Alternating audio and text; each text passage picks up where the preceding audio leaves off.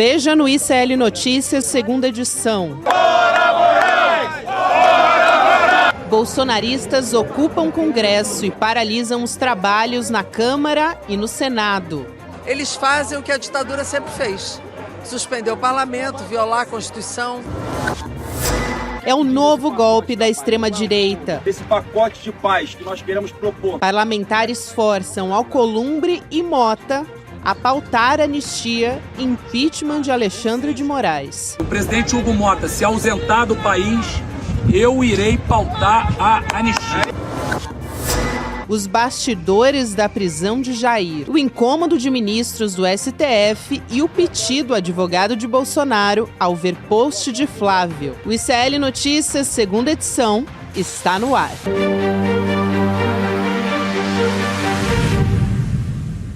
Olá, boa tarde. Seja muito bem-vindo, seja muito bem-vinda. O ICL Notícias, segunda edição, está no ar. Nos canais do Instituto Conhecimento Liberta, Eduardo Moreira, no canal da Voz Trabalhadora no YouTube. Boa tarde para você que nos ouve pela web rádio São João, diretamente de Quixadá, no Ceará, e também na Rádio Cultural, na região de Torres, no Rio Grande do Sul.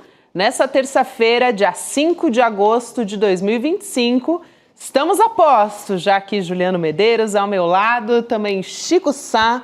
Meninos, boa tarde. Boa tarde, Gabi. Professor Juliano. Boa tarde, Gabi. Boa tarde, audiência. Boa tarde, Heloísa Vilela, Opa! que está lá em Brasília acompanhando toda essa história com Elô hoje. é sempre melhor. Imagens que, olha, Elô, eu não sei se eu dou risada, se eu respiro fundo, enfim, tá difícil ainda de digerir o que está acontecendo. Boa tarde para você.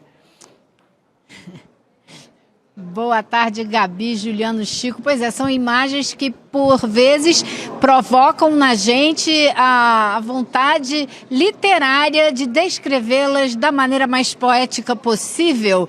Claro que vai aqui muita ironia, mas que tem um significado político muito negativo, muito perigoso, que não se pode permitir que isso continue. Mas a gente vai detalhar já o que anda acontecendo aqui no Congresso Nacional. Vamos nessa, Elô. Agora há pouco a gente recebeu uma nota do presidente do Senado, Davi Alcolumbre. A nossa equipe está separando para a gente colocar aqui na tela. Mas isso porque a extrema-direita passou o dia inteiro em protesto lá no Congresso contra essa prisão domiciliar do Bolsonaro. Então, os parlamentares ocuparam a mesa da Câmara para tentar obstruir os trabalhos e pedir que a anistia seja colocada em pauta também. A gente tem, não só na Câmara, no Senado foi a mesma coisa, na mesma linha, um grupo de parlamentares ali da oposição ocupando a mesa diretora da casa, do plenário, para pressionar o presidente Davi Alcolumbre. Por isso mesmo que a gente tem o posicionamento dele. Quando a gente estiver com ele pronto, a gente já coloca aqui na tela e eu vou ler um trechinho aqui para vocês. Mas todos estavam, a gente vai ver essas imagens, com esparadrapos ali, simulando mordaça, né, gente, na boca, para alegar a censura do ministro Alexandre de Moraes. E o vice-presidente da Câmara, veja só a audácia, até difícil de classificar, mas ele disse que o vice-presidente, só para aqui identificá-lo, né, o deputado Altineu Cortes, do PL, foi ele que ameaçou colocar o projeto da anistia em pauta quando o presidente da casa, Hugo Mota, estiver ausente. Esse rapaz ele é enroladíssimo com casos de corrupção na justiça, sabe? Aí se arvora assim de um moralista com esse papinho de aproveitar a ausência do Hugo Mota. O Hugo Mota já é uma ausência, né? Ele estando ou não estando, tanto faz. Porque num dia como hoje, era para ele já ter falado, né? Eu não estou querendo que ele seja um Ulisses Guimarães, porque ele jamais vai ter essa altura de homem, né? Esse tamanho moral. Mas poxa, uma nota que seja, já que não tem coragem de enfrentar essas almas cebosas do golpismo. Agora, só para trazer um pouco do tom dessas almas cebosas do golpismo, Chico, como você disse, para na sequência passar para Elô Vilela, vamos trazer a fala do Altineu Cortes. Boa. Vamos lá.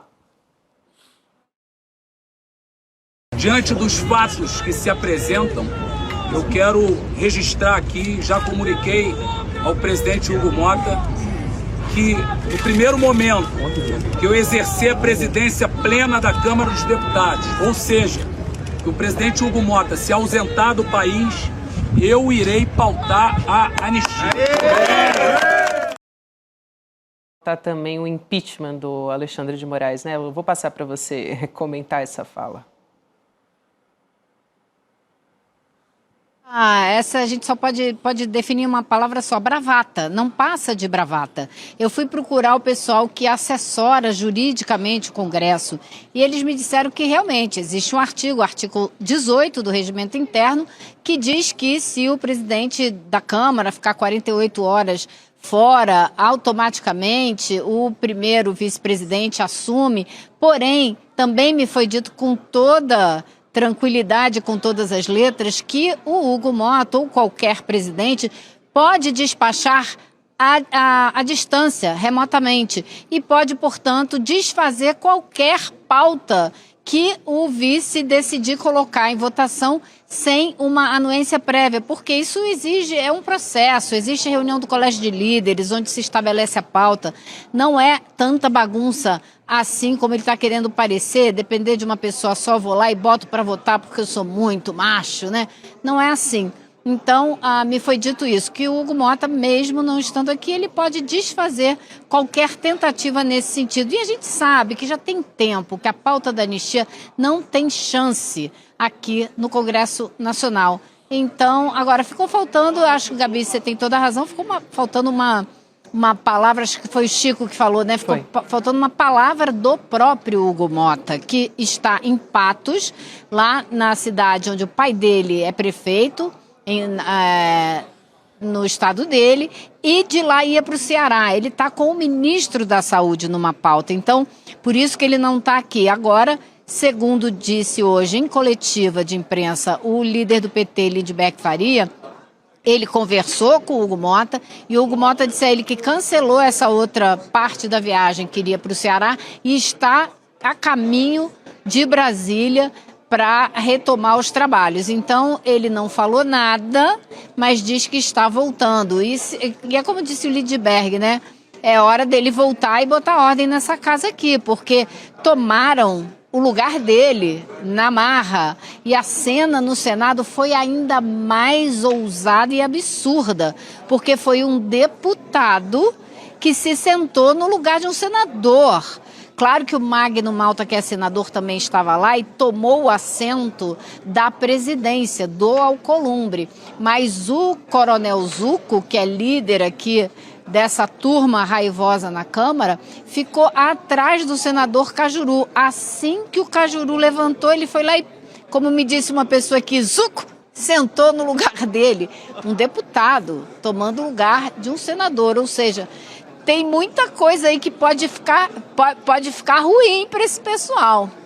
Elô, eu tenho aqui em mãos a nota oficial da presidência do Senado Federal, portanto, o que diz o Davi Alcolumbre, o presidente da casa. Ele fez uma nota à imprensa que a gente destaca aqui na tela, dizendo que o parlamento tem obrigações com o país na apreciação de matérias essenciais ao povo brasileiro e a ocupação das mesas diretoras, inviabilizando o seu funcionamento, constitui exercício arbitrário das próprias razões, algo inusitado e alheio aos princípios democráticos. E aí ele faz um chamado à serenidade e ao espírito de cooperação, porque precisamos retomar os trabalhos com respeito, civilidade e diálogo para que o Congresso siga cumprindo a sua missão em favor do Brasil e da nossa população. E aí, para fechar, ele diz que vai fazer também, Juliana, uma reunião de líderes para que se prevaleça o bom senso. É difícil falar em bom senso diante de um contexto desse, mas é o que diz a nota aqui do Davi Alcolumbre. Pois é.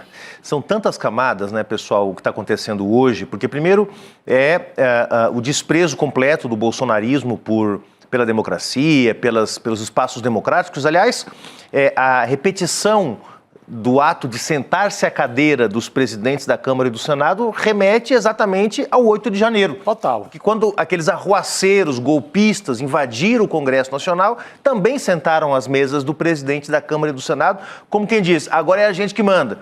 E esses sujeitos hoje estão reproduzindo o mesmo comportamento, né? O segundo aspecto que é isso que o Chico mencionou aqui, a Elô, que é a ausência do presidente da Câmara, né? Amanhã ele vai estar aí. todo de peito estufado, falando grosso, como bom menino mimado que é, quando tem algum fato que o contraria, ele volta, fala grosso. Fez isso várias vezes já, nesses 6 meses como presidente da Câmara. Quero ver ele fazer isso amanhã, porque tem sido leniente com o bolsonarismo, não coloca anistia para votar, é verdade, mas ao mesmo tempo está o tempo todo concedendo, como fez recentemente no caso do Alexandre Ramagem, quando votou na calada da noite, né, a retirada do Ramagem do processo que corria contra ele no processo do golpe. Né? Então, é um sujeito que é frouxo com o golpismo, é frouxo com o bolsonarismo. Vamos ver se amanhã, voltando, vai ser frouxo ou se vai falar grosso, como costuma falar quando é pro Glauber Braga, quando é pro Janones. Com esse ele gosta de falar grosso. Vamos ver se vai falar grosso amanhã com o Zucco, com os Sóstenes, com os golpistas que estão fazendo arruaça mais uma vez na Câmara e no Senado, né?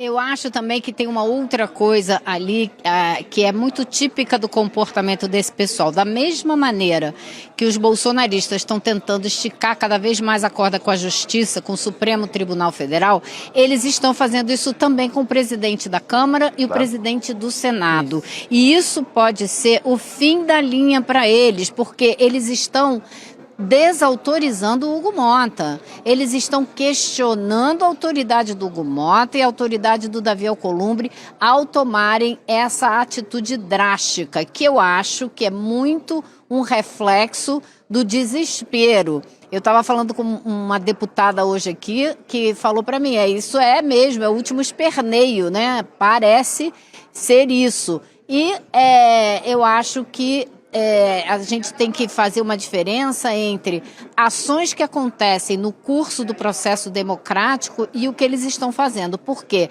é legítimo você obstruir os trabalhos numa discussão acalorada, é legítimo, já aconteceu com várias vertentes políticas aqui ao longo dos anos. Mas você interrompe os trabalhos quando eles estão em andamento. Você não ocupa as casas para impedir que os trabalhos aconteçam. Isso é inédito pelo que eu conversei hoje com pessoas tanto de uma casa como da outra. Então isso vai precisar de resposta. Tem deputados aqui, como o Tarcísio Mota, do PSOL, que disse: eu espero que cada um desses seja alvo de medidas na comissão de ética, porque o que eles estão fazendo não pode virar rotina.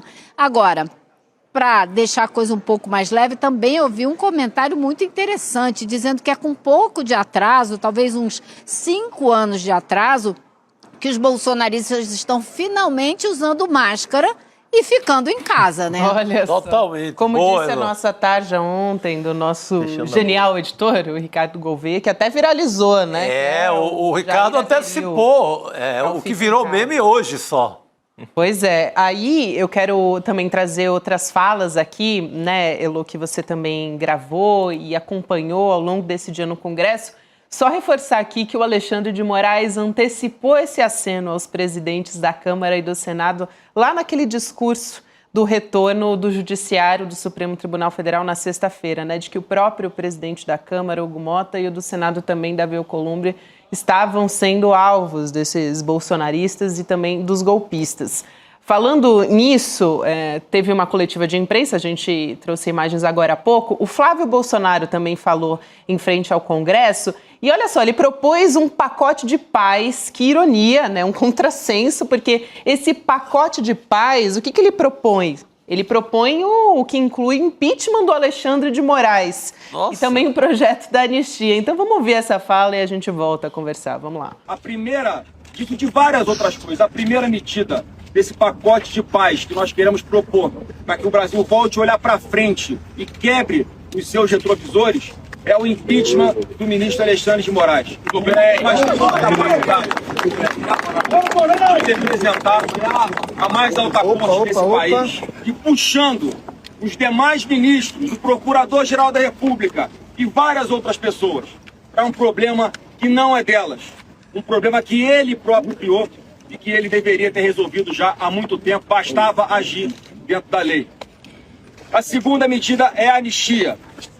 Como eu falei, que não tem mais condições de nós não apreciarmos aqui, no plenário do Congresso, da Câmara e do Senado, uma anistia ampla, geral e restrita, que hoje não acontece porque Há ameaças ao Congresso Nacional de que se nós votarmos essa matéria, ela vai ser declarada inconstitucional. Agora, Chico, como que um senador fala do impeachment de um ministro do Supremo e alega ao mesmo tempo estar vivendo uma ditadura no Brasil, né? E o pacote é da paz. E o pacote da paz. O pacote caçando a cabeça do ministro do Supremo, né, que conduz um inquérito, um processo contra o pai dele. Que paz? Isso é o famoso solta meu pai. É o solta meu pai, solta meu pai. Não passa disso. Famoso meme, né? Não passa disso, né? Embora, assim, seja o Lula que nomearia o novo ministro do Supremo, é golpe atrás de golpe. Esse pessoal não sabe propor nada, né, Elô? Não tem nenhuma ideia que não seja dentro do roteiro continuado de golpe de Estado.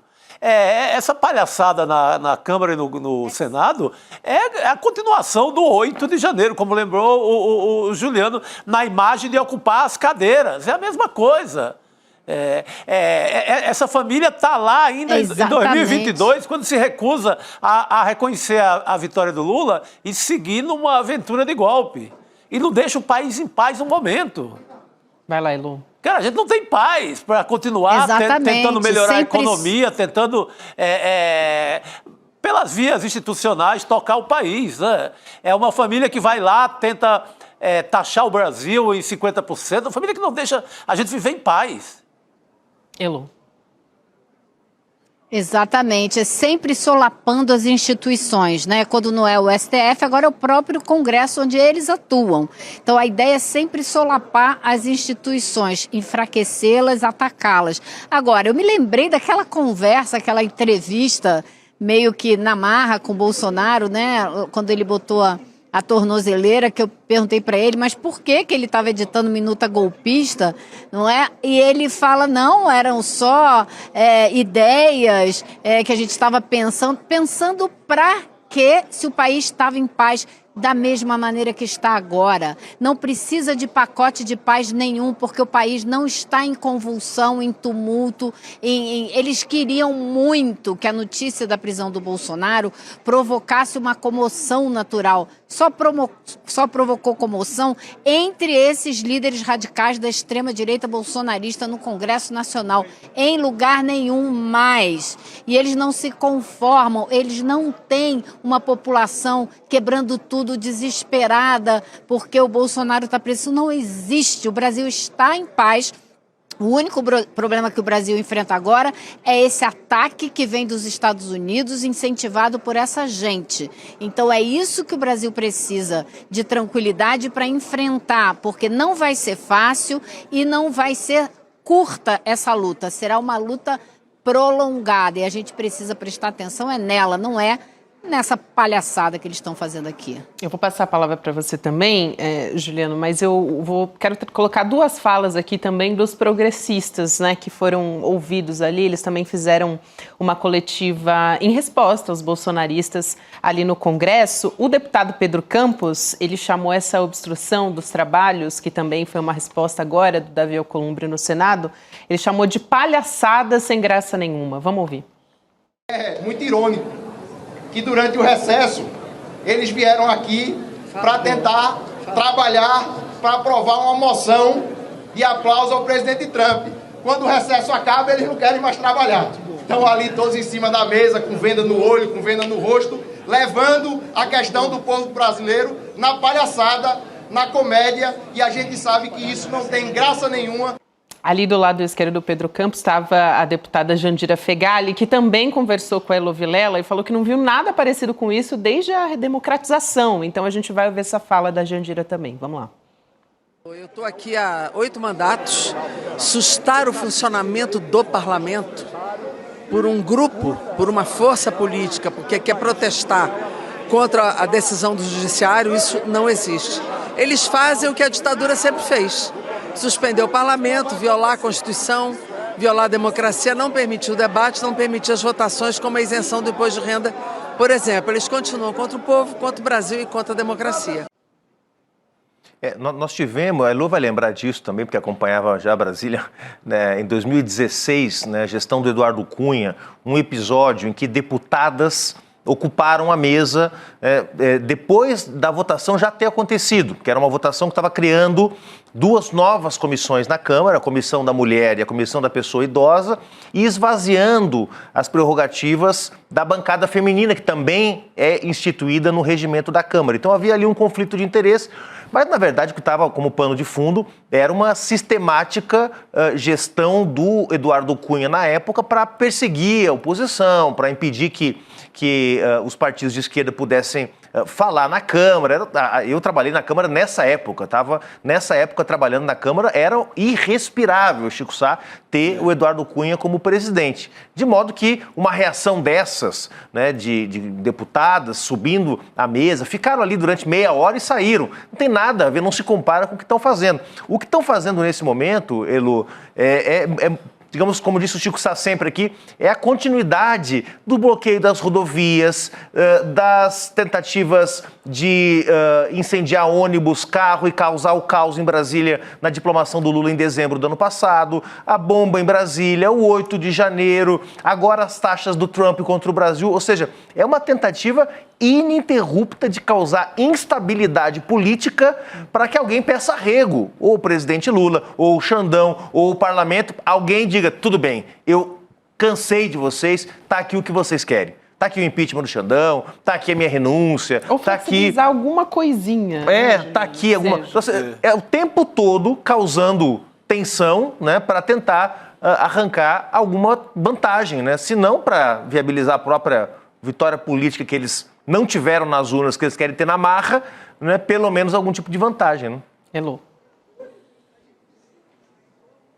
E não vai dar certo, não adianta que não vai dar certo, não haverá retrocesso no Supremo Tribunal Federal. Os discursos da sexta-feira passada, quando eles retornaram do recesso, deixou isso muito claro, não foi apenas o ministro Alexandre de Moraes, foi também o ministro Gilmar Mendes, que é o decano, foi o presidente da corte, né, o Barroso. Então o STF não vai se dobrar a esse tipo de pressão e eu duvido que o senador Davi Alcolumbre, que é o presidente do Congresso, se dobre a esse tipo de manobra. Também não vai se dobrar. A nota dele já deixou muito claro. Eu teria sido mais enfática nessa nota, cá entre nós.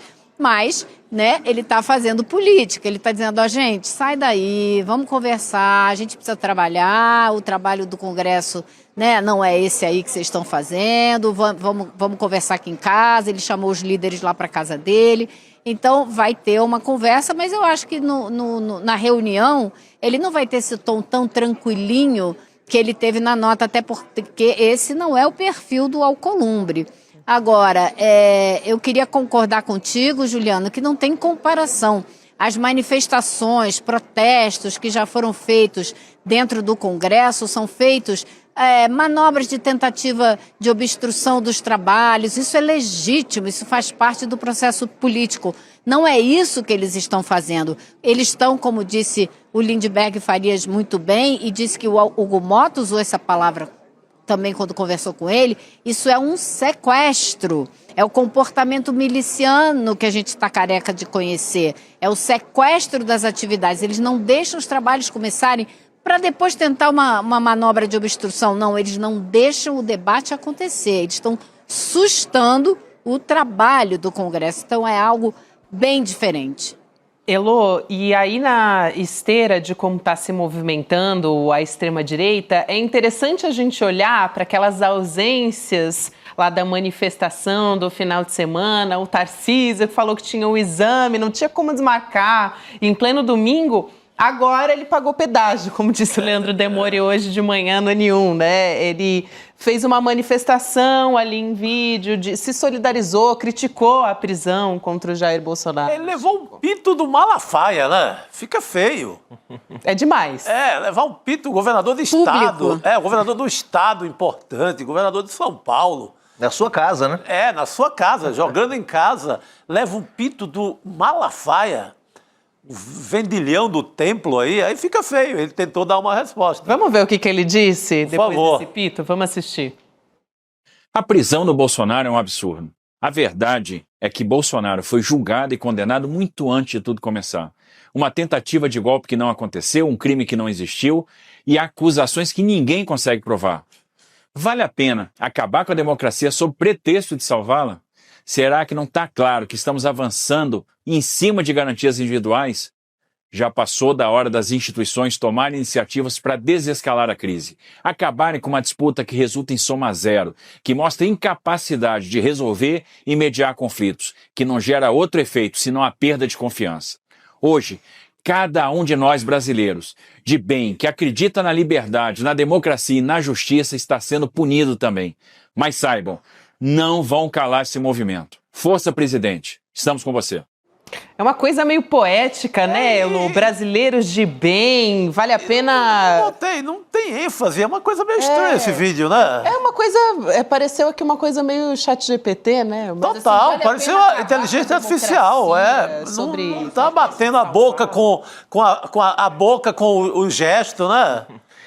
O que diz com o olho, tal, tem alguma coisa fora de sync aí, né? Essa parada. Eu quero que a Elo comente, porque assim, eu achei já que ele disseminou um bocado de fake news aí, tá? Porque, foi julgado e condenado, primeiro, não foi nem julgado nem condenado, tá em prisão preventiva, portanto, reforça a narrativa de que, coitado do Bolsonaro, já está condenado, julgado e pronto. Segundo, fala que não tem provas, tem caminhões de provas, tem provas escritas, tem provas faladas, tem provas criptografadas, tem mensagens, documentos impressos, quer dizer, o que mais tem é prova.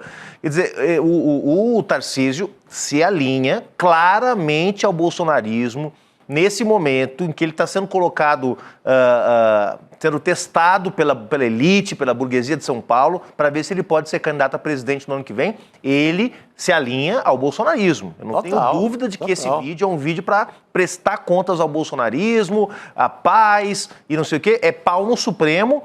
Questionamento ao processo judicial e alinhamento com a extrema-direita, não é isso? O Flávio Bolsonaro falou também nas entrevistas que os governadores não usaram a estratégia correta para a manifestação do domingo. Então fez outra crítica. Então é uma tentativa de reenquadrar-se dentro do bolsonarismo. Vai lá, Elo. E eu acho que esse vídeo do Tarcísio... Vamos marcar esse dia aqui para a gente ver depois se a gente tem razão. Mas eu acho que esse vídeo do Tarcísio marca o fim da possibilidade dele ser candidato a presidente em 2026. Acabou para ele. O Tarcísio precisava se descolar do Bolsonaro se quisesse ser candidato. Hoje eu ouvi de uma pessoa, sei nem como eu vou descrever isso para não entregar nada, mas vamos dizer que são setores que estavam se aglutinando em torno do Tarcísio, confiantes de que ele seria o candidato e que estão desesperados, porque já viram que não vai dar, essa candidatura já está naufragando. Tarcísio, no momento em que ele precisava se separar, se distanciar do Bolsonaro, não se distanciou. Vocês lembram daqueles editoriais do Estado de São Paulo que ainda deram uma chance a ele. Falou, pensa bem, a hora é agora, se afasta rápido que ainda dá tempo. Ele voltou e reforçou a aliança. Eu acho que ele para presidente já era, não vai ter saída agora.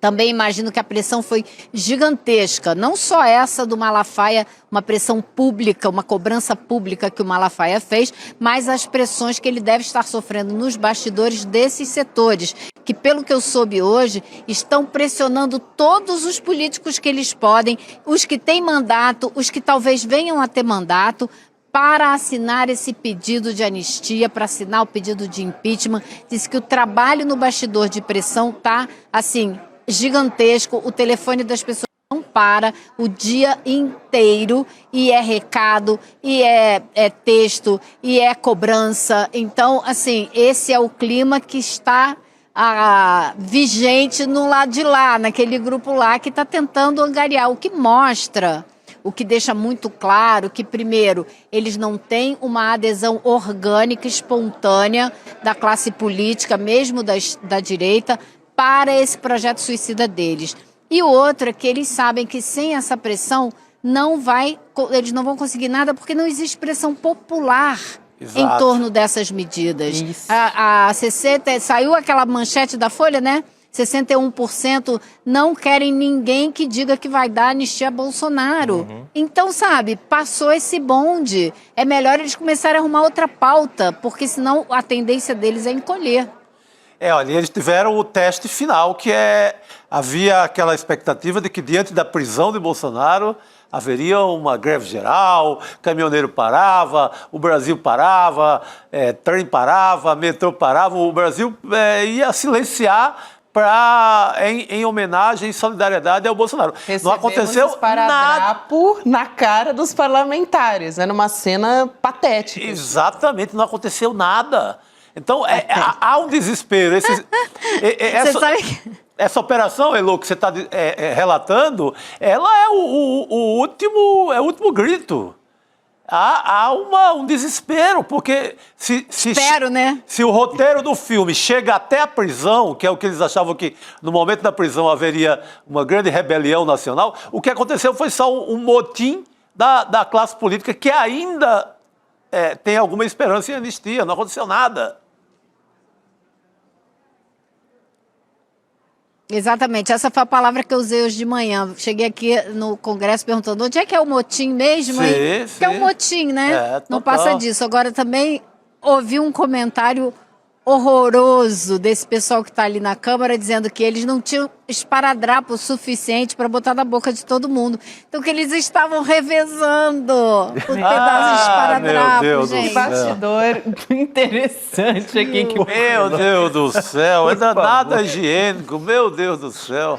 Como é que continua o programa depois de saber disso? Caramba, pelo amor de Deus, não dá mais pra gente passar essa imagem de novo, porque quem tá nos vendo... Não tinha ninguém que podia sair correndo ali pra comprar o esparadrapo. Ninguém vai conseguir olhar mais nenhuma imagem depois desse comentário de Heloísa Vilela. Meu Deus do céu. Sem imaginar Desculpa, essa informação. gente, desenhando por cima do esparadrapo. Revezamento de esparadrapo. Olha, pelo amor de Deus. Desenhando uma boca por cima, né? Esse aí é a melhor coisa que... Esse aí é maravilhoso, porque esse é o José Medeiros, mas não é meu primo, embora seja Medeiros. Esse sujeito é um dos sujeitos mais grosseiros, desqualificados que existe na Câmara dos Deputados. Ele é tão ridículo que ele não só colocou o esparadrapo na boca, colocou nos olhos, colocou no nariz, e sei lá que mais orifícios ele colocou o esparadrapo, porque realmente é um sujeito completamente fora da casinha. Agora, a Elô mencionou uma coisa importante, viu? Hoje, Elô, 5 de agosto, vou escrever um artigo inspirado em Heloísa Vilela. Já era para o Tarcísio, porque hoje, 5 de agosto, falta exatamente um ano para o registro das candidaturas à presidência da República, a governador, a senador. Então, um ano antes da sua inscrição para a candidatura a presidente, o Tarcísio enterra definitivamente a sua candidatura.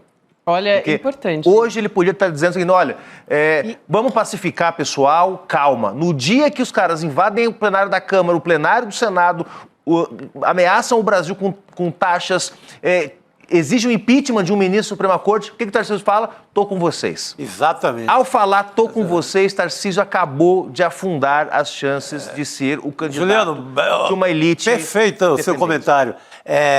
O Tarcísio, governador do principal estado do país, pelas estatísticas de economia, com o estado atacado pelo tarifaço do Trump, não deu uma palavra sobre isso até agora, abre a boca em apoio a exatamente quem está trazendo essa taxa para o Brasil. É um dia trágico no sentido de candidatura mesmo. Elô, para a gente conseguir fechar esse E é o estado que vai mais sofrer com esse tarifaço. Sim. É o estado que vai mais sofrer com esse tarifaço se ele for implementado da maneira como está desenhado hoje, né? Eu não sabia que a gente estava um ano do prazo para se candidatar, se inscrever para se candidatar, mas eu quero ler esse artigo, viu? Quando estiver pronto, manda que eu quero ler. Todos nós, Elô. Muito bom. Foi bem atabalhoada, né? No começo ali do tarifaço, a maneira como o Tarcísio lidou, no começo apoiou, depois tentou entrar na negociação na frente do Itamaraty, foi um atropelo de coisas. Agora, quem também pagou pedágio, não queria deixar de trazer aqui a fala dele também, foi o Kassab, né, gente? Também se pronunciou a respeito da prisão domiciliar do Bolsonaro, ele foi o secretário, né, do Tarcísio, o presidente do PSB também, o Gilberto Kassab. E aí a gente traz a fala dele, vamos colocar aqui na tela, ele diz que os exageros dos dois lados estão contaminando o Brasil. Está muito mais amena do que a fala do Tarcísio, mas está ali fazendo o aceno dele que ele precisava fazer. Ele diz o seguinte: me associo na solidariedade ao ex-presidente, lamentando a sua prisão sem entrar no mérito da questão. É tudo que o país não precisava, esse enfrentamento, esse desgaste, essa escalada. É lamentável o que o país está vivendo. Como assim, sem entrar no mérito da questão? Não diz nada, né? Porque é o típico caçabismo, mas ao mesmo tempo está lá correndo para o Piauí, fazendo aliança com o PT para chapa ao Senado. Já está se precavendo. Vendo que a ideia do Tarcísio é uma barca furada, que a ideia do bolsonarismo é uma barca furada, está correndo já o país para fazer alianças aliadas ao Lula. Então, o Kassab é isso. Solta uma nota dessa aí que tem gosto de isopor, não diz nada, né? É pior do que chuchu, não diz nada. O que é que essa nota diz, meu Deus? E corre para fazer aliança com candidatos do PT nos estados. Eu acho, Chico... Eu acho que ela diz uma coisa muito perigosa. Ele dizer que é lamentável que tenha havido essa prisão do Bolsonaro. Ele está tentando dizer que não está de lado nenhum, se aliando com quem não respeita a democracia e não respeita a justiça brasileira. Não tem nada de lamentável essa prisão domiciliar do Bolsonaro. Ela é resultado das ações que Bolsonaro tomou ao longo dos anos dele na frente da presidência, no finalzinho, quando tentou dar um golpe, e depois, quando tentou descumprir todas as ordens da justiça. Ele não respeita as instituições, e o Kassab se colocando dessa maneira, como que, não tô nem aí, não tô nem num lugar nem no outro, está se colocando ao lado dele também e está desrespeitando todas as nossas instituições. Lamentável essa fala do Kassab hoje. Você tem razão. Dois ladismos, o suprassumo do dois ladismos, né? Fazia tempo, né? Que isso, né? Os dois lados. Que dois lados, meu amigo? Só tem um lado, o outro lado é a República, a gente o querendo STF. Naturalizar, né? O Kassab, no caso, querendo naturalizar mais uma vez o golpe, né?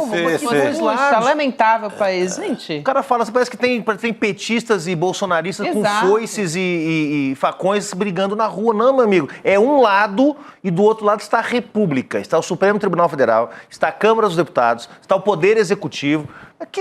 Cara, que catso que o Kassab... Bom, é brincadeira. É o Kassab. Melhor fechamento de comentário. Não, e mais, hoje eu estava ouvindo... Eu estava tentando me lembrar aqui quem foi que fez esse comentário hoje comigo. Eu eventualmente vou lembrar, vou dar o crédito, mas agora não estou lembrando. E a pessoa veio me comentar o seguinte, a extrema-direita hoje, ela tem que resolver se ela quer ser uma direita política ou se ela não quer, porque o que os bolsonaristas fazem não lhes dá o direito de participar da política. Eles pregam o fim das instituições, eles pregam solapar, né, as instituições. Então, eles que se decidam. Não, eu sou da direita e eu vou pregar a pauta da direita e vou lutar por ela dentro do Congresso. Mas o que eles estão fazendo não é isso. Eles não querem estar no jogo sem respeitar as regras do jogo. E para isso não existe lugar na política. Perfeito, Elo. É muito bom. Muito bom, Elo. Muito bom isso que você traz.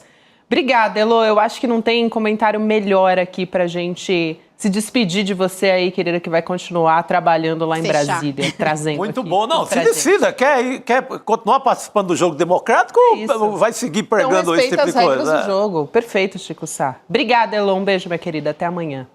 Tchau, Elo. Tchau, pessoal. Até amanhã. Boa noite, querida. A gente segue falando ainda das repercussões da prisão do Jair Bolsonaro. Ontem a gente trouxe aqui, assim que o Jair Bolsonaro foi para a prisão domiciliar, a Juliana Dalpiva, que estava apurando tudo o que estava acontecendo. Hoje ela traz os bastidores de como isso bateu ali no Supremo Tribunal Federal e também como é que a defesa do próprio Jair Bolsonaro pode entrar com esse pedido de habeas corpus. Como é que a defesa vai tentar, quais são os caminhos que ela vai argumentar? A Juliana Dalpiva já está aqui com a gente, vai dividir a tela aqui. Opa, aqui temos imagens do Salão Verde lá de Brasília. Agora temos a Juliana Dalpiva. Fizemos uma mágica. Ela ia correr naquela moldura ali do Congresso. Noite, Ju. Boa noite, é que eu tô aqui, mas eu tô lá, isso, né? Exatamente. Tudo nas entrelinhas. Conta pra gente, Ju. Tudo nas entrelinhas. Boa noite, Gabi, Juliano, Chico. Boa noite para nossa comunidade que acompanha a gente aqui o dia todo, né? Desde ontem, com uma audiência imensa para tentar se informar sobre tudo que está acontecendo nas últimas horas. Eu quero trazer um pouquinho do bastidor da prisão do Bolsonaro, né? Tem todo uma discussão sobre o tanto que isso pode ter sido premeditado, né? A defesa ali, as pessoas próximas ao Bolsonaro negam de todas as maneiras que tenha sido premeditado. Inclusive, quero trazer esse bastidor da história do vídeo do Flávio, que foi postado. O que eu soube é que o Celso Vilardi ligou aos berros para o Flávio Bolsonaro para que ele apagasse o vídeo, porque eu acho que se isso foi combinado, foi muito combinado entre pai e filho. A defesa, né, os advogados, estão tentando aqui e ali atuar tecnicamente. Então, dificilmente eles iriam concordar em fazer essa cena de modo político.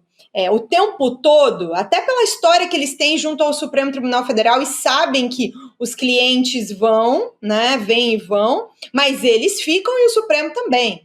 Então o Celso Vilardi ligou aos berros, o Flávio apaga, mas ele sabia que ele estava violando a cautelar. Então quando ele dá aquela entrevista assim, os advogados ficaram em dúvida, então apaguei, ele está reduzindo vários graus da confusão que se deu ali nesse entorno. Agora, que eles sabiam que isso estava como possibilidade, é muito difícil de imaginar que não.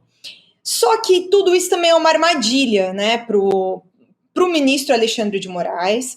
Eu sei que há uma comoção pública, sobretudo enfim, a gente que está acompanhando essa questão do ataque à democracia brasileira, né? Estamos esperando esse julgamento de maneira, ansiosa por parte da população brasileira, por boa parte da nossa audiência. Agora, a prisão, nesse momento, um mês antes do julgamento, em meio a toda essa confusão com os Estados Unidos, ela é colocada ao ministro Alexandre de Moraes como uma armadilha para que o debate vá para isso, para ele ser preso por causa de um post, e não pelo atentado à democracia que ele fez em 2022. Essa discussão, essa narrativa que eles querem colocar, essa situação da prisão domiciliar coloca.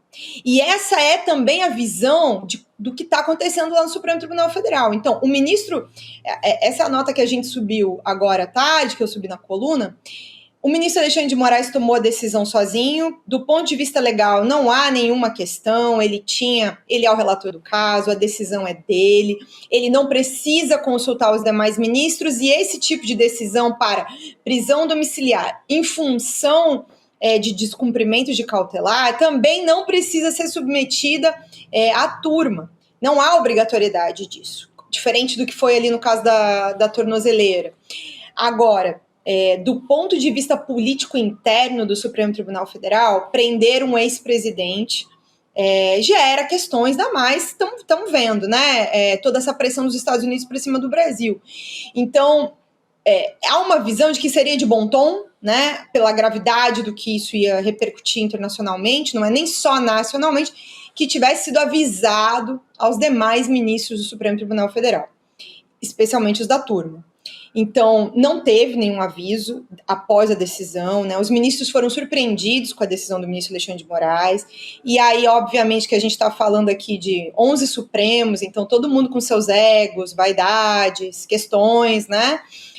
E há um constrangimento, um desconforto, isso eu ouvi desde ontem à noite já, por parte de diferentes ministros, e aqui agora eu não estou falando do André Mendonça, do Nunes Marques, nem do ministro Fux, eu estou falando dos ministros que também estão ali atentos aos ataques à democracia e que também dividem, né, vamos dizer, o problema de julgar Jair Bolsonaro e do ataque à corte em si.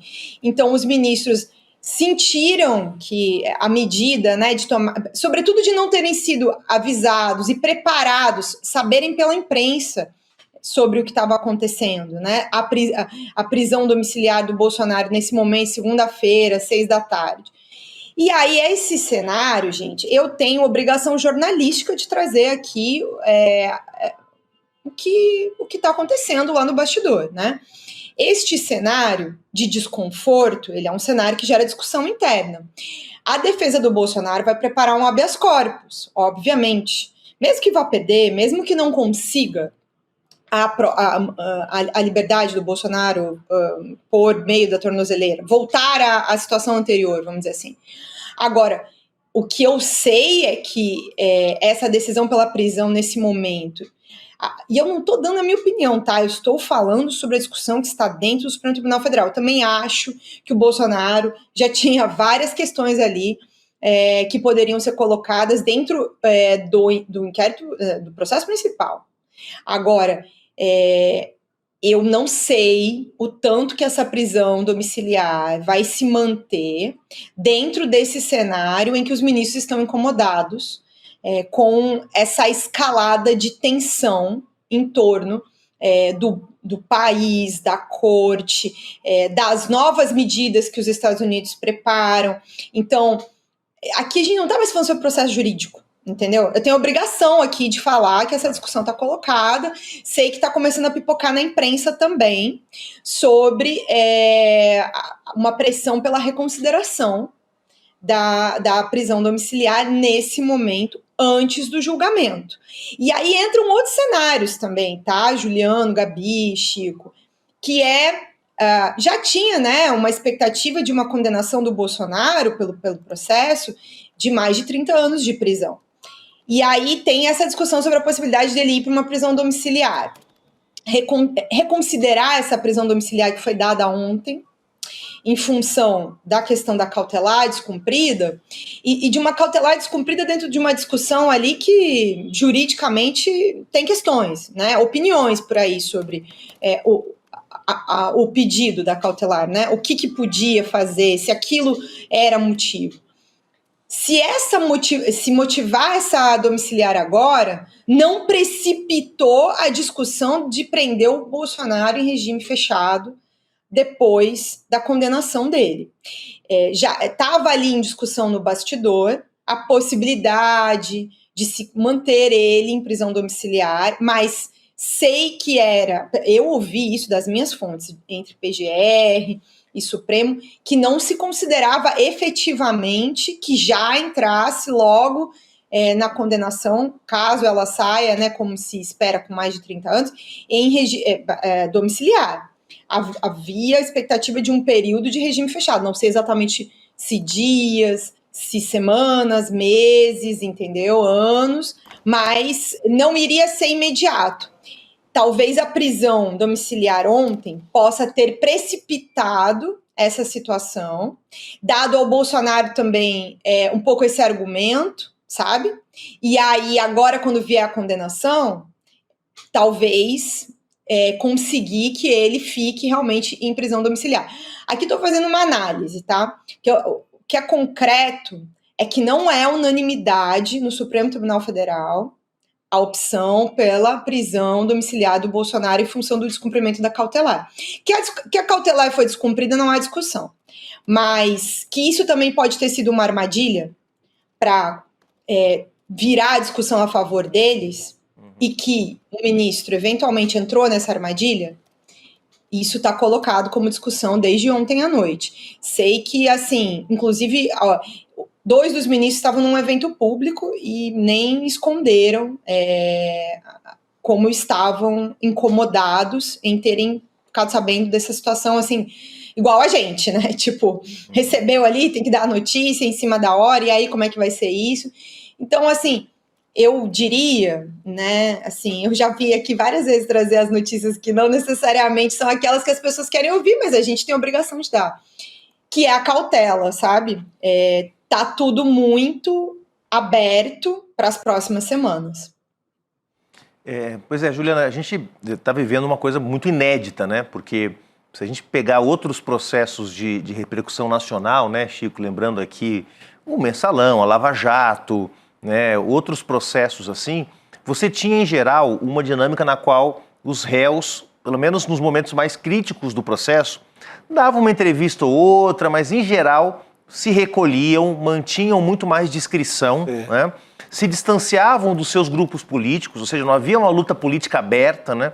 E o que nós estamos vendo agora é algo realmente novo, onde no curso do processo você tem os atores envolvidos, os réus diretamente dobrando a aposta, atacando o poder julgador, né? E é sempre bom lembrar, a gente está falando aqui já desde sexta-feira, o Bolsonaro, e desde ontem em particular, está em prisão domiciliar, já estava com as cautelares vigorando há algumas semanas, não é por conta do inquérito do golpe. É por conta do inquérito de obstrução de justiça sobre o Eduardo Bolsonaro. Então, na verdade, o Eduardo Bolsonaro que recebeu 2 milhões do Jair. Então, o Alexandre de Moraes disse, bom, se o Eduardo Bolsonaro recebeu 2 milhões do Jair para ficar nos Estados Unidos tentando obstruir a justiça, bom, então vamos aqui impor algumas medidas cautelares para o Bolsonaro. Ele não está em prisão por conta do golpe. Então, em tese, são inquéritos que não têm nada a ver um com o outro e não deveriam influenciar um ao outro, né? Então, a gente fica assim pensando, puxa vida, a gente sabe que tem cálculo, né? E sabe que um dos ministros pode calcular mal os seus movimentos. Vários já fizeram isso ao longo da história e pagaram um preço alto, né? No caso do Moraes, não avisar os seus pares, sobretudo da primeira turma, me parece que seria algo realmente desgastante. Agora, Chico, você acha que, de fato, a gente poderia levar essa situação para uma situação na qual misturam-se os inquéritos para, digamos, melhorar a situação do Bolsonaro? Eu acho que o Bolsonaro misturou os inquéritos na opinião pública, ao seguir nas manifestações, ao armar a continuidade da milícia digital, que é uma das causas desse endurecimento das cautelares. Eu acho que o Bolsonaro jogou na confusão para colher isso que ele está colhendo agora, que a Juliana apurou. Dividir o próprio Supremo. Eu acho que o Bolsonaro a turma inteira teve habilidade para fazer isso. É muito sofisticado. É que tem a chantagem, né, Chico? A chantagem do governo americano. Sim, então, assim, eu acho até que é o episódio da chantagem que deixa mais evidente da cartinha, entendeu? Que deixa evidente a conexão entre as coisas. Eu não diria que é dividir o Supremo. Eu diria que é desgastar o ministro Alexandre de Moraes. Perfeito, porque sim, a discussão é ele, a gente vai acabar discutindo ele aqui agora, entendeu? A decisão dele. E não aqui, há um mês do julgamento do processo do golpe, que é a questão principal, em que ele está sendo julgado por crimes gravíssimos contra o Brasil, a gente passa a discutir se ele tinha que estar em prisão domiciliar em função de descumprir a tal da cautelar por causa de um vídeo, por causa de internacionalmente essa narrativa pega. E isso não é bom para esse cenário em que já se via todos os ministros, inclusive os que nem estão no julgamento, que perderam o visto dos Estados Unidos, que estão sendo perseguidos pelo governo americano, sem nem participar do julgamento do Bolsonaro. Que estou falando, por exemplo, do ministro Gilmar Mendes, né? Não tem nada a ver diretamente. Então, essa situação de ontem, ela cria um cenário para eles darem uma chorada a mais. Então, esse jogo de xadrez, ele é cada dia, cada peça, cada momento. E há uma tensão ali agora para o ministro Alexandre de Moraes. Ele deve estar sendo assim, procurado para dialogar nesses próximos dias, não só pela defesa, mas pelos demais colegas, no sentido de entender que ele vai ser cada vez mais testado. Lembra que algumas vezes a gente falou aqui, Chico, eu falei, vai entrar a fase do desespero? Sim. Ela está instalada. A fase do desespero já começou. Aliás, Total. A gente estava falando aqui do tarifaço, né, o grande agente lá e que continua usando as redes sociais é o Eduardo Bolsonaro, né, para atacar o judiciário, para atacar o Supremo, para atacar o ministro, para criar a narrativa de perseguição também. E a gente tem a fala dele nas redes sociais também, a gente ainda não vai colocar aqui na tela, mas eu tenho aqui também para ler para vocês o que ele disse, né? Que o Brasil não é mais uma democracia. Também foi uma fala que o Flávio Bolsonaro disse em entrevista ao vivo ontem na CNN. Enquanto a gente estava no ar, acho que até com a Juliana, o Flávio estava falando na CNN a respeito disso. Então, eles estão alinhados no discurso, né? Nessa tentativa aí do que ele diz, que é uma tentativa de silenciar a oposição. E aí, o Eduardo, é interessante porque a nossa equipe, a Carol Souza, pegou algumas postagens antigas do Eduardo também para fazer uma comparação. Eu vou trazer aquele falou agora nas redes sociais. Primeiro, ele diz: o meu pai, o Jair Bolsonaro, foi preso hoje por apoiar de sua própria casa o povo brasileiro que foi às ruas para se manifestar contra os abusos do ministro Alexandre de Moraes. E porque eu e meus irmãos postamos fotos dele. Uma prisão sem crime, sem prova, sem julgamento. O parênteses aqui, a gente já fez o disclaimer. A gente não vai fazer jornalismo declaratório aqui. Mas aí ele segue dizendo: apenas abuso de poder para silenciar o líder da oposição brasileira. O Brasil não é mais uma democracia e o mundo precisa tomar nota. Agora, o curioso, e aí foi um levantamento que a nossa equipe fez, a Carol Souza, Juliana, Juliano e Chico, é que agora, com o pai em prisão domiciliar, o posicionamento é esse. Só que ele vinha há anos fazendo um discurso contra a existência de prisão domiciliar. Então a gente tem aqui duas postagens na sequência. Primeiro a gente vai ver a 2017, depois a de 2018. Ele diz assim: ladrão de galinha ir para cadeia e ladrão amigo do rei para prisão domiciliar. Leia-se mansão. É sinônimo de impunidade. Infelizmente, juízes se utilizam de brechas nas leis para favorecer alguns. É preciso revogar o Instituto da Prisão Domiciliar. No caso... Vamos cumprir, vamos revogar, papuda direto.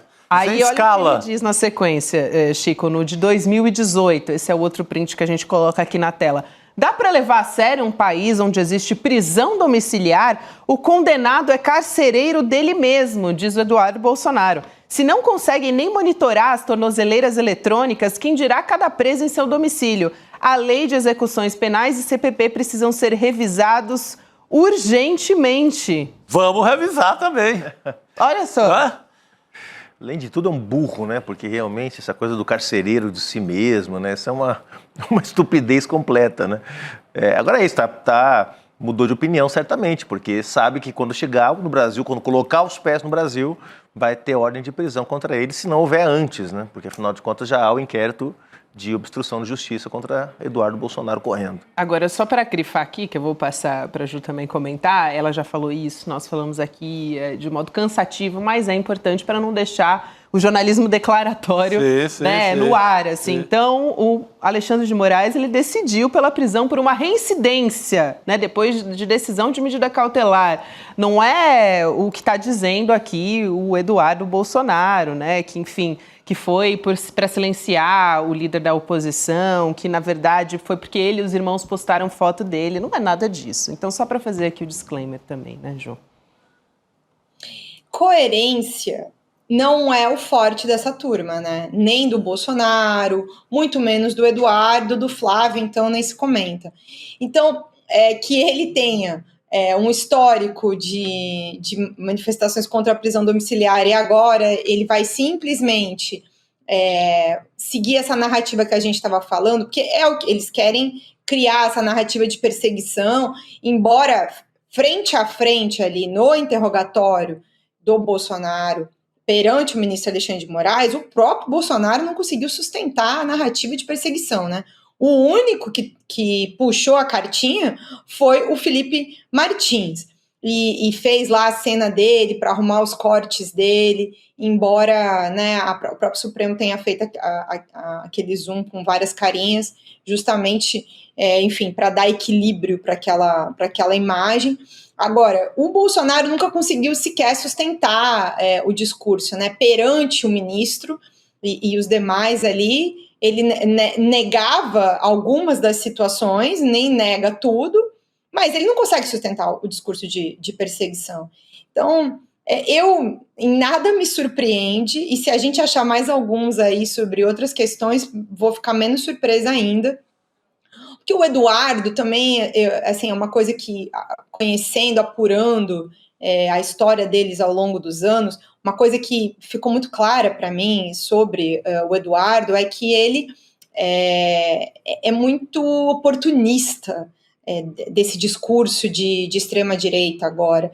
Quando eu conversei com pessoas que conheceram ele desde a adolescência, na faculdade, os relatos que eu recebi eram de que o Eduardo ria das coisas do pai, ouvia os colegas da faculdade tirarem sarro do pai dele, falando que era maluco, enfim, e o Eduardo sequer criava grandes situações em torno do que falavam do pai dele quando ele estava na faculdade. Ele fez Direito na Universidade Federal do Rio de Janeiro, na UFRJ.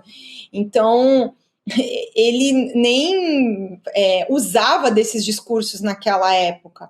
Em determinado momento, ele entendeu que aquilo era uma carreira política da família, que já tinha os 2 irmãos com mandato, ainda faltava um deputado por São Paulo, que se perguntar para ele onde é que fica ali a Praça da Sé, provavelmente ele não deve saber, né? Duvido muito que ele conheça qualquer bairro de São Paulo com precisão. É meio o Tarcísio quando estava em campanha, né? Que confundia ali os lugares da cidade, da capital, né? Não vou nem falar do estado. Então eles arrumaram um cargo para que ele disputasse a eleição, porque já não dava, já tinha um deputado federal pelo Rio, Bolsonaro, já tinha um deputado estadual, já tinha um vereador, aqui não tinha mais vaga aqui no Rio de Janeiro. Então ele vai disputar por São Paulo. Agora, é uma enorme incoerência, né? E até entre os irmãos, nessa cena aqui, de como atuar perante esse momento complexo para a família do julgamento, o que eu escuto também são relatos de muita discussão, cisânia, briga familiar. Eles estão disputando também o protagonismo de quem é que vai ficar com a indicação do pai em relação à eleição no ano que vem, embora o próprio pai acho que não quer escolher nenhum dos 2 filhos para essa disputa. Nem a mulher, né? No fim, a grande reclamação do PL é que o Bolsonaro não deixa nem essa discussão evoluir. E, enfim, só para fechar isso, né? Para você ter a questão da eleição, vi vocês falando antes sobre o Tarcísio. Vi muita gente do PL hoje, do PL não, do entorno do Bolsonaro, celebrando o vídeo do Tarcísio, né? Ele está ali tentando recuperar um pouco do prestígio entre os bolsonaristas que ele perdeu nas semanas aí em que ele foi e voltou com essa situação do tarifaço, porque, né, enfim, e uma hora tem que defender. Uma hora tem que defender para ficar com o Bolsonaro, na outra hora tem que lembrar que isso é um grande problema para o Brasil, inclusive para São Paulo, e aí vai ficar ruim com São Paulo, aí como é que vai sustentar? Então, hoje ele tentou se reaproximar em termos de discurso, eu ouvi elogios a posição do Tarcísio perante o núcleo do Bolsonaro, o núcleo mais próximo do Bolsonaro. Esse pé em cada canoa aí do Tarcísio pode custar muito caro para ele, mas a gente vai continuar acompanhando. Ju, bom ter você aqui com a gente hoje, trazendo todos esses bastidores. Valeu, querida, a gente se vê em breve. Bom trabalho por aí. Beijo, Gabi, beijo, Chico, beijo, Juliano, beijo para nossa comunidade. Boa noite, querida. A gente Obrigado. continua acompanhando também a coluna da Juliana Dalpiva lá no nosso site. Essa ótima informação, né? Porque quanto mais o bolsonarismo estiver feliz com o Tarcísio, mais longe ele estará dos partidos do Centrão e, portanto, mais inviável eleitoralmente ele vai estar. Porque ele está achando que esses vídeos dele estão indo só para... Se os vídeos fossem veiculados apenas no bolsonarismo, era ótimo para ele, porque ele mandava outro vídeo para a Fiesp, para a Turma do Dinheiro em São Paulo, mas é o mesmo vídeo para todas as audiências. Exatamente. Agora, uma informação aqui, a gente estava falando sobre o posicionamento do Davi Alcolumbre agora há pouco, sobre toda essa pataquada que está acontecendo lá no Congresso Nacional. O Hugo Motta enviou uma mensagem para os líderes cancelando a sessão deliberativa extraordinária convocada para hoje. Isso significa a sessão de retorno do ano legislativo, Juliano.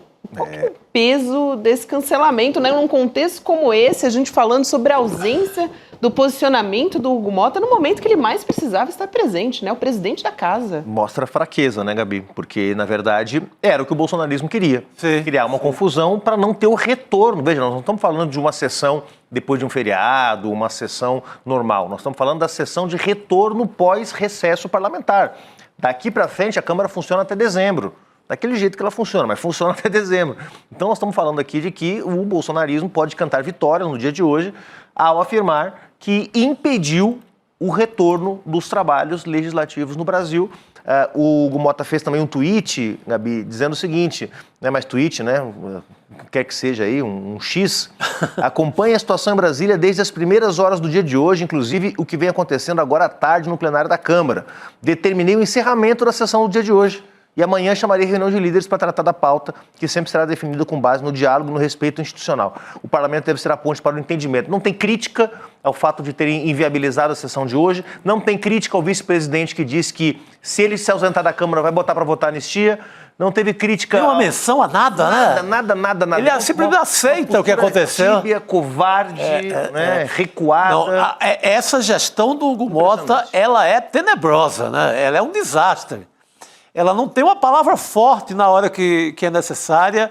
Ela é... Que gestão fraca, né? Eu ia tentar lembrar agora, compará-la à do Severino Cavalcante. A gestão do Severino Cavalcante, mas santo Severino Cavalcante. Que era aquela corrupção de varejo. Só roubava do... aquela corrupção de varejo, uma coisinha outra, tinha uns ares meio de sucupira. Mas é nada diante dessa tibieza, posso usar a palavra tibieza, do Hugo Mota, né? Cara, que coisa fraca. Nem parece que é do sertão da Paraíba, povo tão forte e aguerrido, poxa. Exatamente. E cancelou. Cancelada a sessão, portanto os bolsonaristas vão ficar lá vão dormir lá daqui a pouco, eu não sei o que eles vão fazer. Trocando esparadrapo. Vão trocando esparadrapo a noite inteira, Da boca de um pro olho do outro, aí vai noite adentro. Acabou o esparadrapo em Brasília, gente. Atenção, drogarias de Brasília. Aumentem o preço do esparadrapo, porque o preço... Corre alguém, leva esparadrapo para esse povo, né? Para não deixar essa sujeira acontecer noite adentro. É demais. Precisamos trocar esparadrapos e precisamos conversar, Chico. Hoje tem Precisamos Conversar às 7 horas da noite, ou seja, logo depois do Série Notícias segunda edição. Você acompanha hoje a suspensão do processo contra Márcio Smelling por assédio na justiça, também essa tentativa brutal de feminicídio que a gente acompanhou, mais de 60 socos que foram desferidos pelo Igor Cabral, numa mulher dentro de um elevador, a Juliana. Esse caso, enfim, não tem nem como a gente comentar, né? Não é uma agressão, é uma tentativa de assassinato mesmo, uma tentativa de feminicídio. Então, muito importante a gente trazer essa pauta aqui na discussão do Precisamos Conversar, e também a gente vai falar sobre o novo filme da Ana Muilaer, a melhor mãe do mundo, uma excelente diretora, cineasta. Fundamental a gente acompanhar aqui. Daqui a pouquinho, com Juliana Baroni, Açucena, Márcia Tiburi e Sara Zara também, encontro marcado com elas. Que maravilha! Vamos seguir aqui falando... A gente estava falando sobre mulheres que a gente quer ouvir. Débora Maganha está aqui hoje, hein? Economista. A gente estava falando de tarifaço. Vamos ouvir. Quem entende para falar a respeito disso, Débora, pode se dirigir aqui à nossa mesa redonda, querida. Por favor. Seja muito bem-vinda. Muito bom ter você aqui com a gente. Acho que a Débora fazia tempo aqui que não sentava nessa mesa redonda, hein? Não me lembro a última vez que isso aconteceu. Olha, eu adorei. Na mesa eu nunca sentei. Eu entrava de casa lá nos primórdios. Boa noite, Chico. Muito bom. Juliana. Bom ter Boa você noite, aqui com a gente, querida. porque a Débora normalmente está de manhã, então a gente está mais acostumado a ver a Débora no N1, no Em Detalhes também, mas aqui no N2 é um luxo. Luxo receber total. você. A gente vai falar sobre o tarifaço, porque oficialmente começa a valer amanhã o tarifaço, né? Então, o governo brasileiro continua disposto a negociar. A gente já falou aqui sobre o próprio pronunciamento do Trump, depois que foi ali, vamos dizer, ele foi abordado pelos jornalistas, uma jornalista brasileira da Globo News, a Raquel Carrenbuch, perguntou para ele, e aí, quando é que o senhor vai atender o presidente Lula? Ele disse, eu estou disposto a conversar com ele quando ele quiser. Só que hoje, o presidente Lula disse que vai ligar para o Donald Trump, na verdade, com a intenção de falar da COP30. Lembrando que os Estados Unidos não devem comparecer. Vamos ouvir essa fala do presidente Lula e a gente volta a conversar sobre esse assunto? Eu não vou ligar para o Trump para comercial não, porque ele não quer falar. Mas pode ficar certo, Marina. Eu vou ligar para o Trump para convidá-lo para vir para a COP, que eu quero saber o que ele pensa da questão climática. Vou ter a gentileza de ligar. Aí a gentileza de ligar não vai acontecer, então, diz o presidente Lula para o Donald Trump. Só que o Brasil já enviou delegação, o Itamaraty tem tentado conversar com o governo dos Estados Unidos, enfim, diversas, consecutivas vezes. Agora, parece que a gente vai realmente ver na prática como é que vai se dar, mas a gente já teve, né, a divulgação da Casa Branca, de todos os detalhes do tarifaço, até das revogações, né? Quase 700 também. Exatamente, e justamente esse ponto, né, das revogações, ele está muito em voga, porque não só a gente tem ali, né, o tarifaço de 50%, como tem todas essas exceções que foram abertas, como por exemplo da laranja e de outros itens ligados à aviação civil. Então isso já mostrou uma perda de poder do tarifaço. Só que lá nos Estados Unidos, ao mesmo tempo, restaurantes, bares, o setor alimentício de uma forma geral está pressionando Donald Trump para que ele abra mais exceções. Inclua carnes, inclua o café, porque isso vai ficar muito caro. A expectativa é que encareça ali $2.000 a tonelada da carne. Isso vai deixar impraticável a exportação lá para os Estados Unidos. Só que quando você começa a abrir muita exceção, já 43% das nossas exportações já estão ali isentas desse tarifaço a mais, né? Se você começa a abrir muita exceção, o tarifaço vai perdendo força. E cada vez ele está sendo colocado mais contra a parede, principalmente com esses itens alimentícios. A gente já tem uma inflação global de alimentos muito complicada por questões logísticas, por questões até de oferta mesmo. Você colocar uma tarifa, né, sobretaxar 50% um item como o café, que sofreu tanto nesses últimos tempos, vai ficar muito caro para o consumidor estadunidense lá na ponta. Então, está tendo uma pressão para que ele abra essas exceções. Só que aí vai virar um tarifaço para inglês ver. Se ele começar a colocar café, carne, já colocou a laranja, já colocou o item de aviação civil, vai começar a perder força. Então, ele está resistindo, mas a pressão lá está muito grande. E tem toda uma expectativa que ele converse, né, isso até agitou bastante o dia ontem, que ele converse com o Lula ou que o Haddad converse com o Scott Bessent, que é o secretário de Tesouro por lá. Mas nada definido ainda em relação a essa conversa, mas tem toda essa pressão para a isenção dos itens alimentícios. Eu vou passar para vocês também, meninos. Eu queria só trazer aqui o posicionamento do vice-secretário de Estado do governo Donald Trump, que é o Christopher Landau. Ele falou que o Jair Bolsonaro foi colocado em prisão domiciliar só por criticar o Alexandre de Moraes. Então vamos trazer o que ele publicou no X, né, na rede social.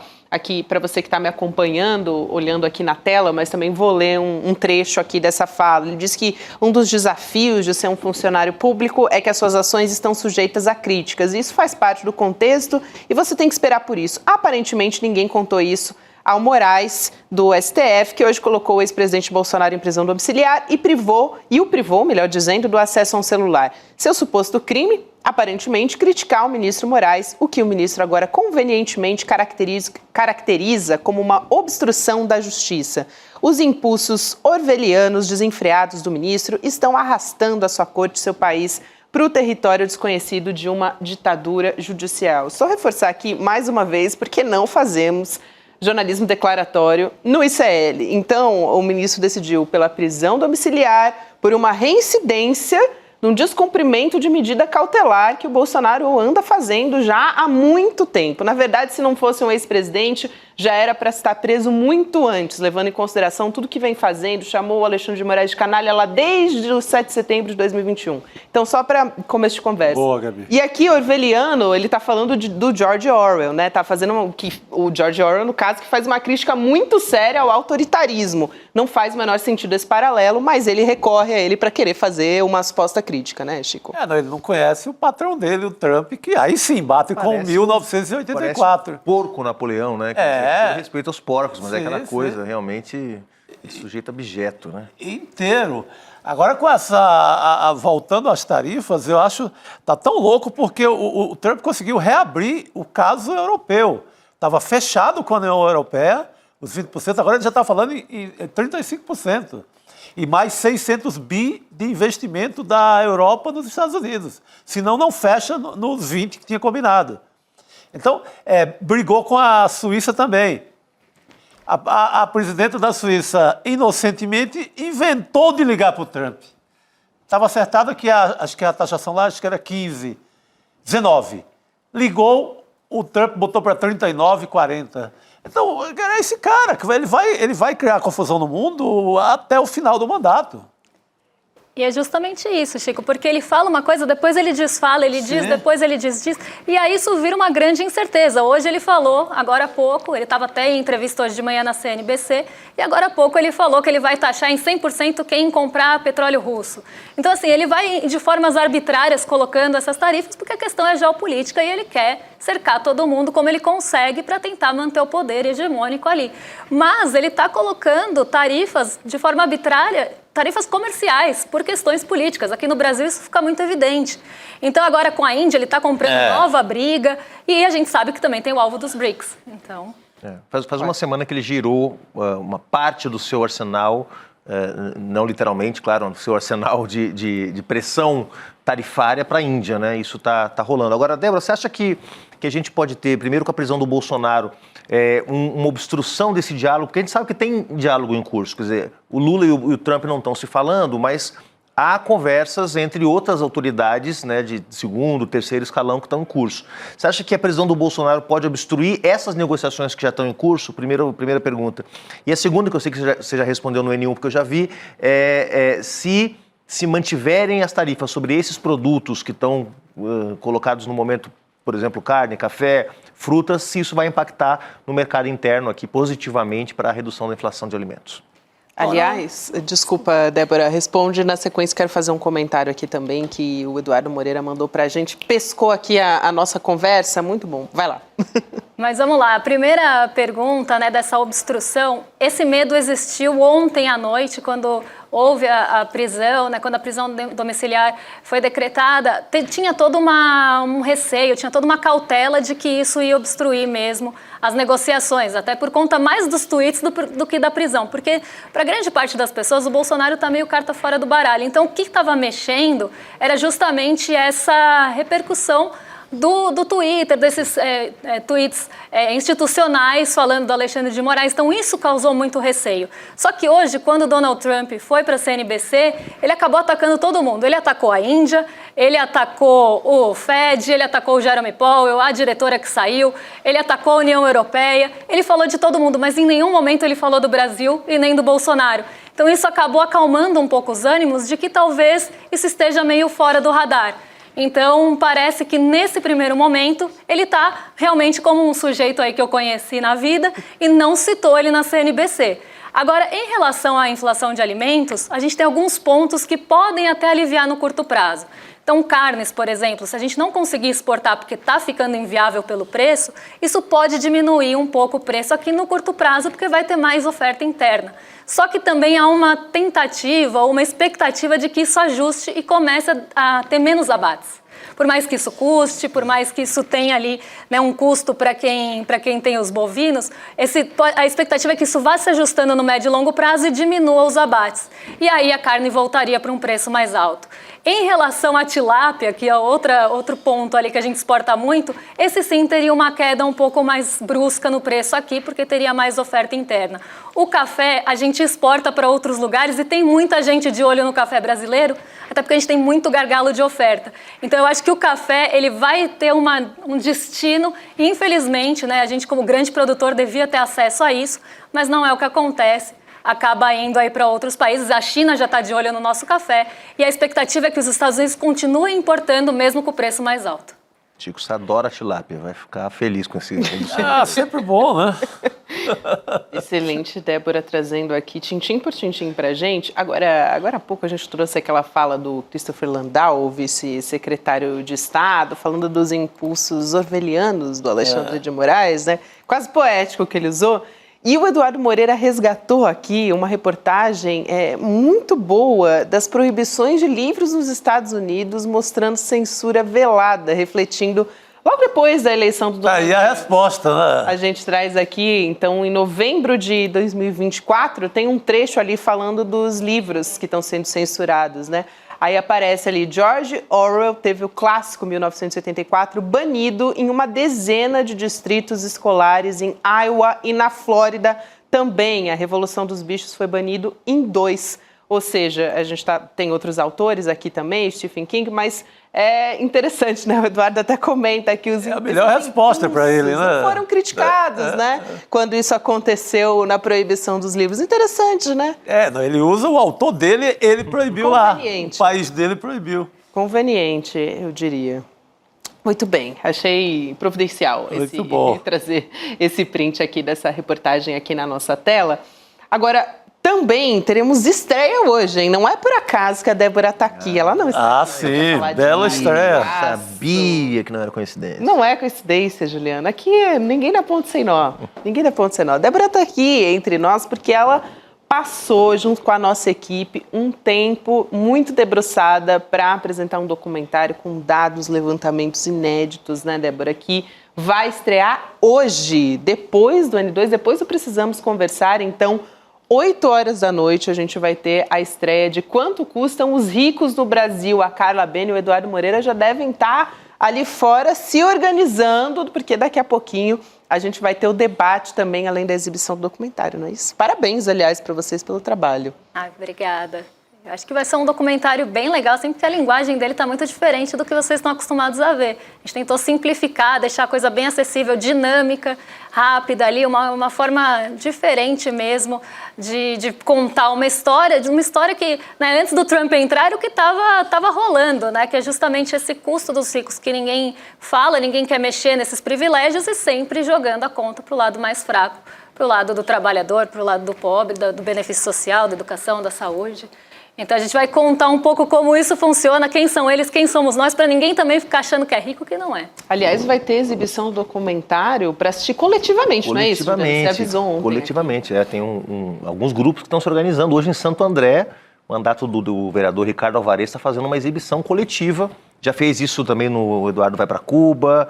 Tem uma turminha aí que acompanha a nossa produção audiovisual aqui com dedicação. Importante. E que bacana nesse momento, né? Porque, claro, agora com a coisa do Trump, o debate ele foi muito atravessado por isso. Mas a discussão que se instalou no Brasil sobre a reforma do imposto de renda, taxação de fortunas, quer dizer, se abriu um debate numa escala que eu diria inédita, né? Porque em outros momentos que se debateu reforma tributária, nunca se foi tão longe no debate sobre a concentração de renda no Brasil como a gente estava vivendo agora, 2 meses atrás, talvez menos, 1 mês atrás, né? Então, que oportuno ter esse documentário nesse momento em que esse tema vai voltar. E quando a reforma do imposto de renda for votada, quando esses imbecis saírem do plenário da Câmara e for votado a reforma do imposto de renda, vai se debater quem paga a conta, vai se debater de onde sai o dinheiro. Claro. Juliano, que eles estão ali ocupando, porque eles não querem debater o que é de interesse dos brasileiros, né? Que é retirar o privilégio desse 1% mais rico. Então, isso também é importante que seja... O próprio CL bateu muito nessa campanha do 99%. Exato. Estava toda essa história de justiça tributária, né? Toda nesse debate. É importantíssimo, porque é um país que sempre faz conta quando é gasto com a pobreza, né? Todo dia tem no jornal a conta do Bolsa Família, a conta do BPC, mas ninguém fez essa conta de quanto custam os ricos. Esse é o valor do documentário. A gente falou aqui, encampou no ICL essa campanha dos 99%, a gente vai explicar quem é esse 1% mais rico, né? Como é que eles custam tão caro para os cofres públicos? A gente tem um trecho também, acho que mais do que a Débora contar como é que foi essa produção nos bastidores e tal, acho que vale a pena a gente trazer um trechinho, porque dá um pouquinho do sabor do que a gente vai provar a partir das 8 horas da noite. Vamos assistir.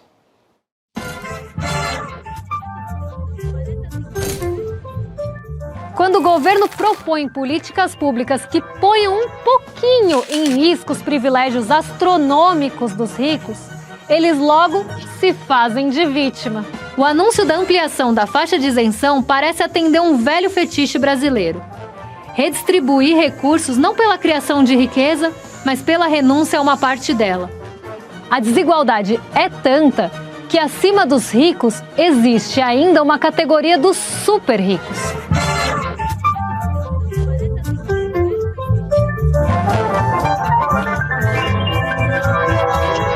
O primeiro buchicho que deixou o Congresso eriçado foi a proposta de isenção de imposto para pessoas com renda até R$5.000. E reparem o tom de vítima que eles usam. O empresário brasileiro, que já lida com uma das maiores cargas tributárias do mundo, pode estar prestes a enfrentar mais um golpe no seu caixa. Vou corrigir essa frase. Os grandes empresários brasileiros, que nunca pagaram impostos sobre lucros, podem estar prestes a devolver um trocado para um país que sempre lhes concedeu isenção tributária.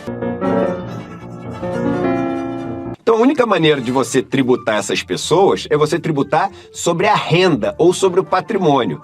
E aí, a gente olha para o Brasil. O Brasil é um dos países do mundo que menos paga imposto sobre renda e chega ao cúmulo de alguns tipos de impostos, como, por exemplo, o imposto sobre dividendos, ser zero no Brasil.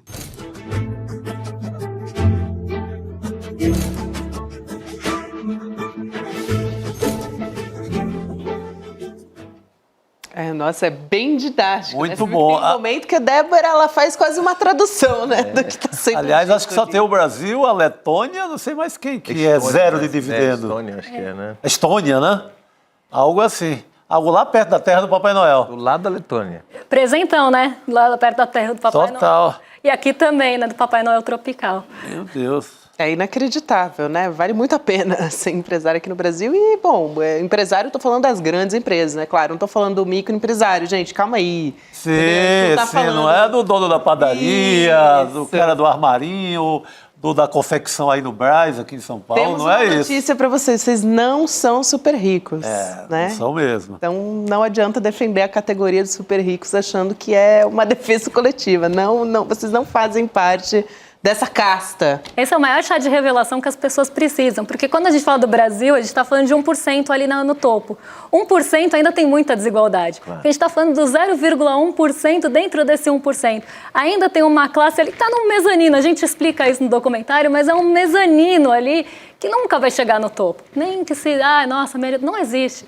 Então, assim, precisa entender, eu acho que a gente tem muitos estudos, a IPEA, que coloca ali faixa de renda, então a pessoa fica, sou rica, tô ali no 1%, tô 99%, ganha menos que eu. Mas se você é assalariado e não vai conseguir manter seu padrão de vida, sinto informar, não é com você que a gente está falando. Se você está no 1%, ainda tem muita desigualdade. Então, a gente explica isso tintim por tintim. Muito bom, Débora. E com um roteiro seu também, do Antônio Fari, que, assim, é gente muito fina que está fazendo esse trabalho aqui. E um trabalho que a Débora ficou debruçada ali nos dados para fazer levantamentos, né? Se você quiser contar aqui um pouquinho do bastidor de como foi preparar esse trabalho para o que a gente vai ver agora. Aliás, a edição também tá coisa muito maravilhosa, né? Pelo que a gente viu aqui, acompanhou nessa pitada que está no nosso trailer.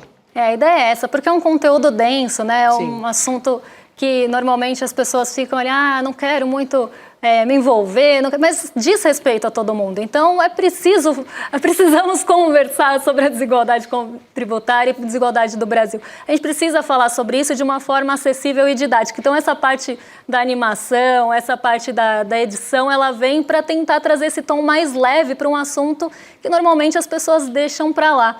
E os bastidores, assim, né? Aquela coisa, porque foi uma loucura. A gente pegando dado ali, debruçado nisso realmente por um tempo. Eu e o Fari, um beijo pro Fari aí, que acho que se dependesse da gente, esse documentário ia virar uma sandice, mas a gente conseguiu segurar um pouco ali. Porque isso é muito dado e a gente estava o tempo todo tentando trazer referência, tentando trazer outros aspectos para deixar isso mais didático possível. Porque dado de IPEA, dado de documentos por aí, eles vêm às vezes brutos, então precisa de um trabalho, né? E a gente precisa traduzir isso depois para as pessoas. E esse é o trabalho que a gente teve e espero que vocês gostem do resultado final. Excelente, então a gente acompanha às 8 horas da noite e vou lembrar vocês que vocês têm que se inscrever, que aí vocês recebem o alerta de que está começando tanto a exibição do documentário, quanto também a conversa que a Débora vai ter junto com a Carla Bene, economista, que vem aqui convidada, e Eduardo Moreira também, ou seja, 3 cabeças que entendem muito desse assunto para trazer aqui tintim por tintim para a gente. Então, vai lá em sl.com.br/estreia. E acabou de sair uma notícia aqui, que aproveitando que Débora Maganha está aqui junto com a gente, a ministra do Planejamento, Simone Tebet, disse que está acreditando na exclusão de itens como carne e café do aumento das tarifas que foram anunciadas, né, essas tarifas pelos Estados Unidos contra os produtos brasileiros. Então, um pouco falando da negociação que o governo tem feito um pouquinho antes da gente entrar no ar aqui no ICL Notícias segunda edição, o vice-presidente Geraldo Alckmin também está atuando muito ali, atuando nessas negociações também. E ela disse, eu tenho conversado com alguns empresários e por uma questão lógica da lei da oferta e da procura, uma coisa que é cara para o paladar deles é carne e café. O resto, eles se reposicionam. Até outro dia eu ouvia também Débora Gustavo Podi, que é professor de Relações Internacionais, falando que essa safra do café já está comprada até o final do ano, né? Então, as próximas 2 safras, se eu não me engano, já estão garantidas, então o aumento de preço não deve variar. E agora a gente tem mais essa informação. Parece colocar o Trump ali também na parede, né? Os setores lá dos Estados Unidos também devem ter aberto um pouco essa cabeça para essa negociação. Vamos ver se isso continua, porque aí realmente vai ficar tudo quase contemplado na isenção e a tarifa de 50% vai ficar para pequenas exportações. Corroborando aqui com o que a gente vem falando sobre o tarifaço. Tarifake. Aliás, a tarifinha, alguns disseram, né? Mas a gente tem... Tarifraca, tem várias. Né? Tem várias. A gente trouxe agora há pouco a fala do presidente Lula a respeito do Donald Trump, né, de que não vai ligar para ele, mas ele fez uma crítica muito contundente, assim, soltou várias hoje ao longo do dia, falou que os Estados Unidos precisavam conhecer o PIX, enfim. O presidente Lula comentou também essa interferência dos Estados Unidos na soberania brasileira. Eu acho que vale a pena a gente trazer a fala aqui do presidente Lula criticando o tarifaço e tal, para a gente entender como é que está a tônica enquanto os ministros continuam atuando nas negociações, o que disse o presidente Lula sobre o tarifaço. Vamos assistir. Não há precedente nos mais de 200 anos de relações bilaterais de uma ação arbitrária como esta que sofremos. Nossa democracia está sendo questionada. Nossa soberania está sendo atacada. Nossa economia está sendo agredida. Este é um desafio que nós não pedimos e que nós não desejamos. Em nenhum tarifaço aplicada a outros países, houve tentativa de ingerência sobre a independência dos poderes do país. Essa interferência em temas internos contou com o auxílio de verdadeiros traidores da pátria, que arquitetaram e defenderam publicamente ações contra o Brasil lá nos Estados Unidos. Forte, hein? Mais uma vez. Aliás, essa fala do presidente Lula foi toda ela muito